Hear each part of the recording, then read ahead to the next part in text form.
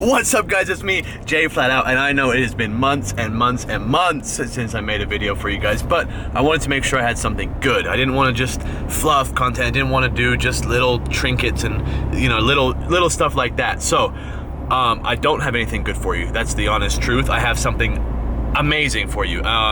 A lot of you guys don't even know I have this truck. It's kind of a strange thing. It's like half a work truck, half a personal truck. So, well, the good news is I can mod it. I managed to get offered some wheels and tires for it. So I said, oh, sure, why not? And then that sparked the mod wars. And we're gonna start a new build series fresh for 2020. I'm super excited because it's obviously still a Ram platform. It's the first truck of this type that I've done.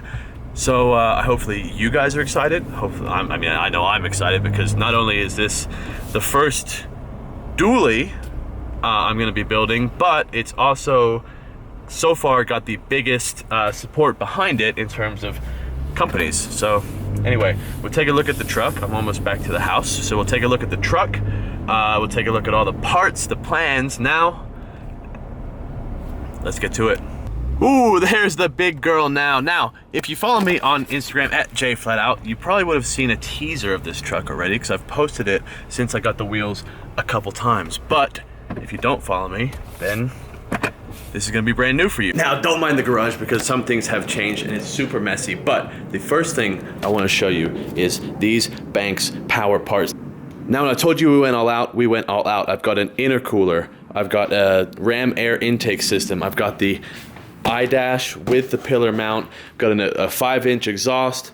That's the differential sway bar spacer, and there under that is the actual diff cover. Just look, before we go any further, how great this thing looks. Oh my God. So that's gonna be exciting. I got like a ton of stuff piled up. We're also starting to get suspension parts in from CJC Off-Road. And then here is a closer look at the fuel wheels. Now these are 20. I took off the factory 18s, are they? I believe 17s, factory 17-inch Alcoas. Put on these 20s with a Nitto Duragrappler, but this one is actually highway terrain. So it's got a little bit different thread pattern because this truck does tow. They are, for you size guys, a 275/65 R20, and they fit no rubbing. And then the back is just girthy. I'm sorry it's a little bit dirty, but my goodness, look at that. So real quick, I want to talk about the purpose of this truck. Now this truck is purpose built to tow. It tows everything. It tows all kinds of trailers, all kinds of stuff like that. Like I said, it is a work truck. Now, the point of all this Bank stuff is to improve airflow, improve efficiencies, reduce temperatures, things of that nature, to not only make it run better, but since everything happened with like PPEI and all the delete kits, and now that the EPA is really cracking down very hard on doing deletes, I want to show you guys a legal way that you can build a tow pig, a really good one, and we're going to be putting this truck, when all that stuff's installed, we're going to be putting that truck head to head in a tow test against a almost identical truck that is deleted. Now, like I said, we do have some suspension stuff coming in today. I'm not going to do this all at once. You guys are going to have to watch the series, okay? So today we're going to be looking at the Banks iDash. This thing is pretty cool. This obviously is the pillar mount.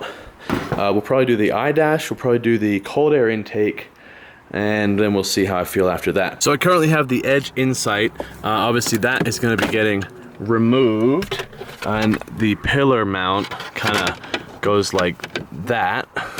Obviously not quite that aggressively. Then when we open up the iDash, we get obviously the unit. Parked on a hill, so everything's falling. I have the screw for the we have a small spacer if you don't use their dash kit, or sorry, I believe that goes on the back. We have the cord that goes down to your diagnostic, and then the information pack. So if you get the pillar mount, the installation is pretty simple. You just, give this a good firm press into the hole. You take the mounting sleeve and obviously thread it over. Now, in this small little package, you do a teeth open that comes with these two small thumb screws. So we're gonna thread those on the back so it doesn't go anywhere. Now this part's very important. In this small little pack, you get a USB to micro USB reader. You also get a very small memory card, which you have to be careful to thread right in there in the bottom, underneath the Banks logo. Which way does it go? This is embarrassing. Hold on. 6.5 hours later. As you go to mount the iDash, there is a 10 mil bolt up here that you need to unscrew so that the mounting hardware for the column mount will fit. I'm gonna be honest with you guys, it got kind of late yesterday. It's the next day. I did manage to get the iDrive installed, and we're gonna talk about that more in a little bit, but since it's daylight and since it's not roasting hot in Las Vegas, I figured what a perfect time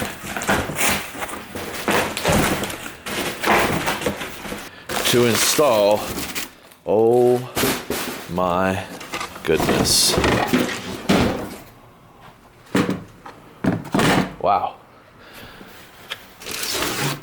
So this is obviously the Ram air intake system. Holy cow, this thing is a monster. So this is obviously going to replace the Ram active air system. Now, a lot of people say the airflow on this is pretty good, but pretty good is not good enough for J Flat Out and the Flat Out family. So we're going to be installing this. Again, this isn't going to be a huge install video. I've already done an airbox install video if you want. This is going to be more of a classy montage. Here we go.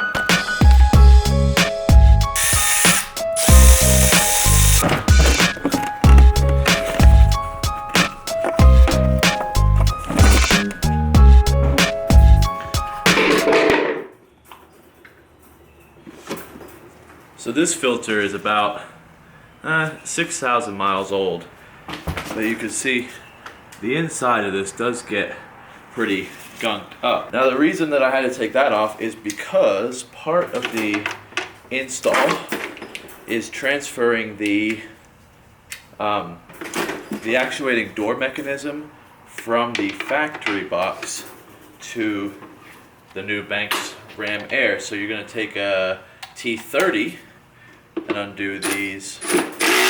And yes, I am using a power tool. I don't want to hear shit about it. So once you've pried the motor off of your stock box, you'll see that there's a nice, convenient place to replace it right there on the top of the Banks system, and then we'll replace our Torx bolts so it works.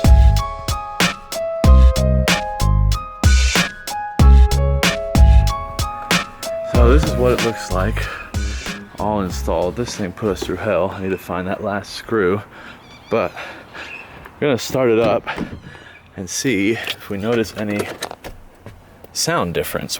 So in the beginning of the video I said that the most different thing about this is it all is carb compliant for you guys in California. So the last part is to take this sticker, and I'm gonna stick it right here on the corner. And what this does, if you ever do have issues like with the EPA or getting random inspections, the nice thing is these are registered as carb compliant systems, and of course this sticker has like a registration number on it, and they can see that you're not doing anything, you know, funky or anything like that. All right. We did take a quick spin just around the neighborhood to make sure that everything, you know, there was no air leaks, anything like that. We did get everything buttoned up. It seems like the fit is super snug. You know, I want to keep an eye on the MAF, because the MAF sensor and the IDT sensor now go close to the EGR line, and I don't know how hot that gets. I just want to make sure we don't have any issues there.